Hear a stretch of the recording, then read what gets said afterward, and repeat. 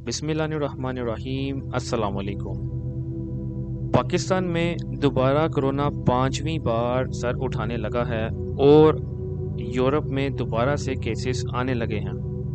आज the face official इस पर तफसीली बात करेगा। भारतीय सिंगर के जिनका असल नाम कृष्णा कुमार कुनाथ है, इनका कॉन्सर्ट होता है गालिबन कोलकाता में, और ये सिक्योरिटी गार्ड को इशारा करते हैं कि एसी ऑन करो। गालिबन इनको शायद गर्मी लगती है या कुछ होता है। अचानक इनकी तबीयत इतनी ख़राब हो जाती है कि इनको हॉस्पिटल लेकर जाते जाते रास्ते में ही इनकी डेथ हो जाती है। मज़ीद मालूमात के लिए हमारे इस चैनल को लाइक करें, सब्सक्राइब करें और बेल आइकन पर क्लिक करना मत भूलिएगा। अटैक होता है इनके दिल को। नाज़रीन, ऐसा क्या है कि अचानक लोगों की पुरअसरार मौतें होना शुरू हो गई हैं। आज आप देखें कि हर बंदे को दिल का मसला है, और अचानक अगर उसकी मौत होती भी है तो वो पुरअसरार तरीके से पता ही नहीं चलता। पहले आप पीछे की तारीख में चले जाएं तो लोग ऐसे कोई बीमार होता था या उसे कोई मसला होता था जिसकी वजह से उसकी मौत वाक़या होती थी, और आज के दौर में तो लोगों की पुरअसरार मौतें होना शुरू हो गई हैं, लेकिन वो भी जवान अमवात शुरू होना हो गई हैं। अभी हालिया आमिर लियाकत की मौत भी पुरअसरार तरीके से हुई, और ना तो आमिर लियाकत को कोई ऐसी बीमारी थी, ना उनको कोई ऐसा मसला था।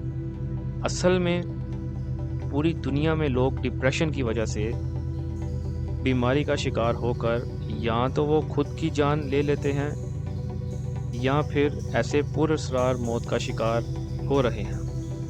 जबकि दूसरी तरफ कोरोना ने लोगों के इम्यून सिस्टम को इतनी बुरी तरह से कमज़ोर कर दिया है। जो बीमारी से लड़ने वाले जरासीम हैं वो इतने मजबूत हो चुके हैं कि उन पर कोई मेडिसिन असर नहीं करती।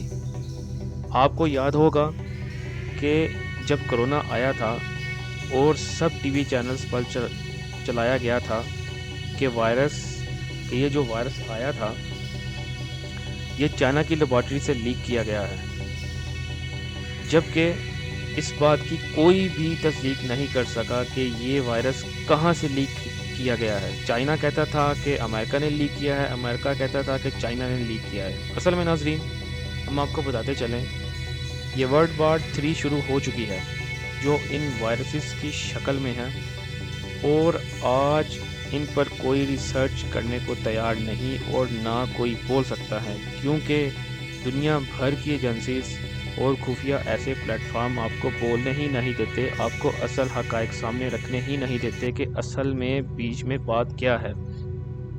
वैक्सीन तो इन्होंने निकाल दी, मॉडर्ना और एस्ट्राजेनेका, मुस्लिम वैक्सीन्स इन्होंने निकाल दी, लेकिन असल हकायक सामने रखने को कोई तैयार नहीं। WHO जैसे बड़े बड़े इदारे इस बात से गुरेज करते हैं। इन शॉर्ट, हम आपको बताते चलें कि आज जिस कदर लोगों की अमवात हो रही है, एक तो बढ़ते हुए वायरसेस की वजह हो सकती है, और दूसरा डिप्रेशन लोगों की मौत का सबब बन रहा है, और WHO और ऐसे बड़े बड़े इदारे इस पर बात करने से गुरेज करते हैं।